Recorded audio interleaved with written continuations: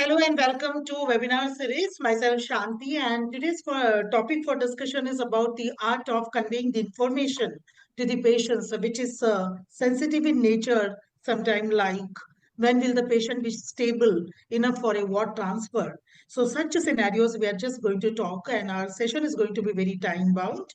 Joining us today in this discussion, we have a panel consisting three esteemed speakers. Firstly, I would like to introduce Professor Jeena Cherian, who is our principal, Yashoda College of Nursing. Welcome, you, Jeena. Thank you, Shanti. Yes. And I would also like to welcome Ms. Meri Wajid ji, Nursing Superintendent from Hyderabad. I welcome you, Meri ji. Thank you, Shanti. And our third esteemed speaker is Ms. Lusungu Chirambo, who is from Africa, and she heads the emergency department. I welcome you, Lusungu. Thank you so much, Shanti.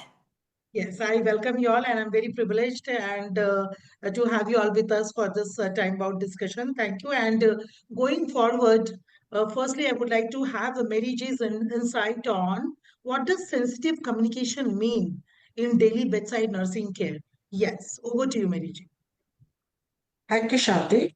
Sensitive communication is a everyday, day-to-day conversation with the patient and patient attendant. Yeah. We cannot say that sensitive communication only when there is a patient is bad, because even there is a change of a one small care, nurse care plan or nursing care or one small tablet or injections, or we are sending for the patient for the investigations or any cross consultation. It's everything communicating to the patient and patient attendant is a sensitive communications, because we require nurses to be very firm at telling that this is the thing we require. Thank you. Yes. Yes.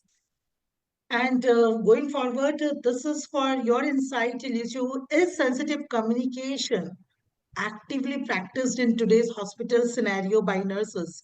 As I would like to say, sometimes the scenario changes. Maybe suddenly patient was on oxygen and suddenly we had to shift the patient from oxygen to the ventilators. Yes. So what is your insight on this? Listen, Thank over to you.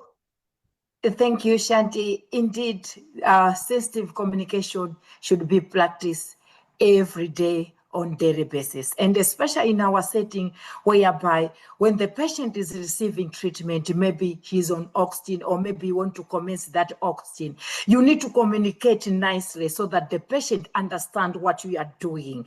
And during that communication, you need also to have in mind the respect and empathy, so that at least both sides, the patient should also have trust and build the rapport with you as a nurse. Thank you. Yeah. And going forward, this insight from Jeena, like as Jeena has many students and so many students, you mentor Jeena as should handling sensitive communication skills be taught to nursing students right from the start of their clinical posting? Yes. Yes, Shanti, you are very right. Teaching sensitive communication is one of the crucial element when it comes to nursing, educating the nursing students, because once we prepare them in this way, they will be able to attend the emotionally charged situations of the people and those who are there with some cultural sensitiveness. And sometimes the patient also will be sharing some of their personal matters to the nurses. So these things, it will be helpful. So how it is it will be taught in our setup is like we conduct through direct theoretical classes, so which include lecture and discussion, where we cover a whole lot of topics related to the sensitive communication, like communication theories, breaking the bad news, handling grief, end of life situations, maintaining confidentiality and empathy, etc. And another method of teaching this is through role plays, as we all very well know nowadays the time of simulations and role plays, where they take real life situations and scenarios and they practice among the peers and also with the standardized patients also, so that they will come up with the solutions for how to interact with these kind of situations. One more method what we generally use is video assisted teachings, where the videos can be played on, especially emphasizing on what is right communication and even what is a wrong way of communication and how to avoid it can be taught to the students. And more importantly, I would like to specify that more important point is here the supervised clinical practice, where we all are involved in the students' clinical training, where the in charge nurses will be there, the clinical instructor will be there. For example, a person who is having a challenging problem, a new disease condition which is life-threatening, a student can be taught about how to give a psychological support. So the feedback can be given by a senior nurse whether the communication was adequate or not, or a Yes. clinical instructor also can correct her on this. Yes, yes. I think yes, everybody will agree that these student nurses, whenever they come to the clinical posting, they just copy their seniors. If the senior is disseminating the right information to the patient, and that's how they also practice. And also curriculum, as Jeena has rightly mentioned. Thank you, Jeena, for your nice update. And going forward again, this insight for you, Meri ji, like should nurses be prepared to communicate bad news effectively with the help of clinician as per our Indian ethics and consideration rules and everything in the hospital scenario? What is your take on this? Yeah. Yes, nurses can tell the bad news alone also, along with the condition also. But it's depend upon the patient condition. Suppose patient is going back to the worst. So the nurse can always able to, if she's having the knowledge and good power on her communication, she can go and tell to the patient and patient attender the sort of thing happened. But always the nurse should be beside the doctor when they're communicating the bad news to the patients, because patients feel more comfortable when the nurses are around the doctor, because the first point of contact in the hospital is the nurse with the patients and attendants come to the hospital. They feel more comfortable with the patient sharing their griefs, their problems, and the nurses who are the one who is the first one who are telling about the patient condition, whether the patients doctors are going to come and visit them, or what is their uh, lab reports and what is the count, what medicine they are giving. So this is the Yes. thing. The nurse should be standing beside the patient to give the moral support to the patient and patient attender whenever the bad news are delivered. Thank you. I think all communication in the hospital setups are all sensitive in nature. Whether it is not only breaking the bad news or breaking the bad news is definitely it is done by the doctors and consultant primarily. But I think yes, the care and coordinator related activities. Yes, going forward again to Jeena. I mean, yes, can fresher nurses or student nurses develop strong communication skills, or is only experience necessary? Or we expect only from the experienced nurses? Yes, over to you. Indeed, I believe that the communication is a learnable skill. So we can teach it to the novice nurse also. And it can be taught through various methods, as we have discussed earlier, through simulations, through training strategies, and also Yes. with videos or plays, as we have said. But I want to emphasize here that most important fundamental points here we have to enlighten here is on empathy, active listening, and giving respect to the client. These are the key aspects where the new nurses should not give up on. And what we have to do here is that we have to introduce early interaction with the patient. So as Yes. she is right here in the first year itself, the student should be encouraged to talk to the patient, collect the Yes. information, and also she can observe what is happening around in the healthcare team, how they are interacting and all can be easily taught to them. And here the mentors play a very crucial role here, because they do the hand holding and they help the child to understand and also take a feedback on how they are improving. So having said this, are there not any challenges? Of course, there are challenges. The major challenges, there will be lack of deep knowledge about the situation, especially the new nurses, as you mentioned. They'll not be knowing in depth about certain conditions or certain situations there. So that is one of the challenges. And the lack of confidence in handling the serious situation also can be a reason there. And again, the situation, the emotionally charged up situations, how the new nurses will handle, that will eventually come with the practice. So as you said, experience comes with a due course of time. So we have to wait, and they all have to get trained for that, and we have to help them in learning there. Yes.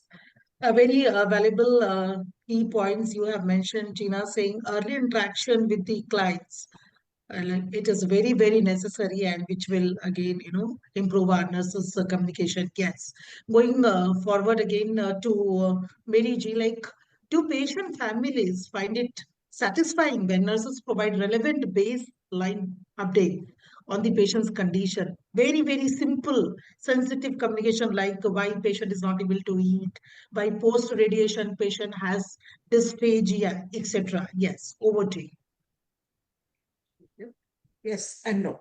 Sometimes, yes, the patient can or attendant can convince by the nurses that yes, what the nurses are telling that is good for the patient. Like as I you told you, patient is unable to eat dysphagia. So Yeah. my sister may have to explain them clearly why they're unable to swallow it. So if the sister and the nurse is having that confidence, if she can tell, yes, they can understand. But some serious condition where we really require the doctor's intervention, like the first slide we have seen, the patient is on the oxygen. Suddenly, patient developed RDS and his saturation is going down. The nurse can tell only the communication, baseline communication is what the patient required to shift to the ICU for the better and constant monitoring and treatment. But the detailed thing has to be explained by the doctor, where they can explain the what care they're going to take in the ICU, what they're going to do, and all those things. So this question, yes and no.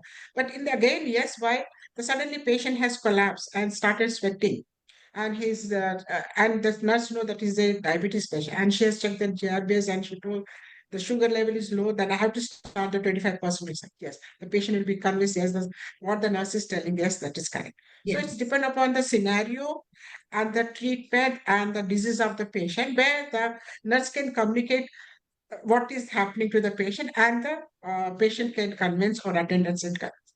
Thank you. Yes. I think this topic is a little, going, I think the interesting discussion is going ahead, and I guess I can't, wait to listen from Lucio. Lucio, this is for you again. Should nurses learn to communicate in a more effective and empathetic way? Over to you. Thank you so much, Shanti. Indeed, nurses should learn to communicate because nurses play a critical role in providing the care, the support emotionally to our patients when providing the bad news in terms of diagnosis, treatment failure, prognosis, and even the end of life. So mostly communication skills, they are very, very important because they can affect how the patients or families can receive and cope the bad news. So indeed, nurses, they should learn. I'll give you a good example. For instance, maybe the prognosis is, for instance, maybe the patient is at the stage of cancer. So the doctor has already discussed information, but now the nurses, because we are there in the ward setting, in the hospital settings 24/7, and we are bedside nurses, we are always with the patient. So the doctor will just disclose the news, but will not be there. He comes once in a while, or he comes twice in a day. So as nurses, when we are going there, we need to support them. We need to convey the message. But how are we going to convey the message if we haven't learned anything? It means we need to have the information, we need to have the knowledge, and we need to have the skills. So it's indeed applicable for nurses to learn how to communicate effectively and empathy. Thank you, Shanti. Yeah, indeed, very valuable point you have said. The knowledge, the information, and communication skills are the much needed required skills which should be practiced by not only students, everybody. Yes. Now I think we have just come to the conclusion as and Jeena, I think this is the last slide for you. Like why it is important that sensitive and confident tactic skills should be inculcated during communication with patients and attendants. Over to you. Yeah, when we are involving the students or the nurses to involve in the sensitive communication and to present it with confidence, certain things happens is that they will develop that emotional support to the patient and the attenders. So now we all know that the patient or the attenders, when it comes to the hospital, it is a scary situation for them. They are anxious, they are stressed, they are scared, and this sensitive communication will help them to be heard and be comforted, and also they feel respected, that somebody is listening to me, somebody is explaining to Yes. me. And another most important thing that we can observe is that they start developing trusting the nurses there, Yes. because they have Trust. trusted with you an important information and you are listening to this with the utmost empathy. So that itself will develop that trusting relationship with the patients there. And again, when it comes to some situations, we can see that some conflicts may develop. So when the information is being given in the sensitive manner and it is being taken care with empathy, we are seeing that the conflicts come down, and there is a de-escalation of all these problems that we are happening or we are seeing, that is being seen there. And also it avoids misunderstandings between the Yes. patients, attenders, or the healthcare team members. So it Yes. is important there. And again, we can also reassure the patient. So we should remember that we are not giving any false assurance to the patients or the attenders here, but we are trying to reassure them in the healthcare system and what is the best thing what we are going to provide them. So these are some of the information which can give through this, and through the development of the sensitive communication and confidence. Ultimately, we can see that the professional image of the nurses is getting developed here. So Yes. it is the profession itself is getting uplifted in this manner, I would say. Yes. So do these will enhance the customer delight in healthcare industry, and yes, we have come to the conclusion. Yes, and yeah, I think that everybody has spoken about the active listening, being knowledgeable, staying update in today's fast, technology and AI world. Yes, and recognize the patient needs will really do wonderful, things and care in the hospital care scenario. I thank each and everybody, yeah, for your valuable discussion, and we'll try to reconnect again. And would you like to share your last message or the, conclusion message for all our audiences? Yeah, I think that will be taken shortly, and then we end. Yeah, first Meri, and then Yushu, and then third Jeena. Yeah. Thank you again, once again, Shanti, as the Jeena has told perfectly, because nowadays such a busy life, the patients when come to the hospital, we are unable to give them the time to talk to them and listen to them what problems they are having. If the nurses, they become active listeners, half of the 50% of their problem will be solved. So my takeaway message to all the nurses who are on the webinar and all, please listen to your patient and be clear in your communication. Whatever the problem they're telling, try to solve them, be empathy, and Yes. give the comfort to them what they require more than anything. Prayer, like medical care and this care and all, nowadays what I have seen, the nurses are very busy, they don't give the ear to the patient to their problem. So this is my takeaway home, uh, uh, to you, that please be a good listener and clear communication, whatever is there you have to talk to the patient. Thank you, Shanti. Yes. And yes, Lishu, my dear friend, we will definitely connect with you when you visit to India. And yes, like to hear as well from you, Lusungu. And then we Thank you end. so much, yeah, Shanti. A takeaway home message is that we nurses, we are angels. So if we are angels, people look at us, we need to provide the whole support emotionally, psychologically, and even physically. So we need to have an ear to listen. What are the needs for our patients? And we also need to have knowledge so that exactly we know what we are supposed to do. And also in that scenario, if we have knowledge, it means we'll be able to do informed decisions. The decision that we are going to take, the decision that we are going to make, they'll be perfect. And there is a say, practice makes perfect. So it means we need to practice these things. how to communicate to our patients, our clients. Once we practice these things, we'll be perfect. Thank you, Shanti.